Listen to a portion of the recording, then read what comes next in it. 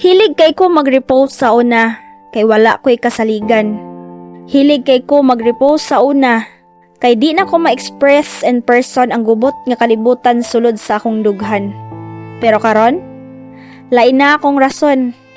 I still share, I still post, I still hit copy then paste. Pero this time, di na tungod kay gusto ko og patagad, kundi kay natagad na ko sa akong kaugalingon. Ang mga quotes nga akong gi-share karon, dili na para sa tao nga nakapasakit na ako. Dili na para sa ex o sa friend ginibiya og galit, kundi para sa akong kaugalingon nga nagpabilin bisag kapoy na. I used to scroll just to numb the pain. But now, I scroll to remind myself I'm not alone and I've come a long way.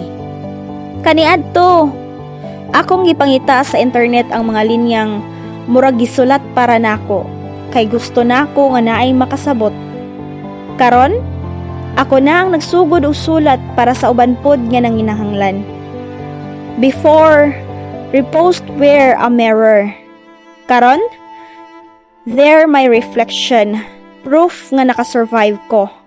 Yes, I still share, but no longer to scream. Now I share to speak, no longer to beg for attention. Now I share to offer connection. You see, some of us held in comment sections. Some of us prayed through 2 a.m. quote post. Some of us found strength in strangers' captions. Don't underestimate a heart that learned how to rebuild using fragments of borrowed words. Kay bisan pa man og gisaligan lang nako sa una ang mga hugot sa uban. Karong panahon na ako na ang gihugot sa uban para makalahutay. And maybe that's how healing works.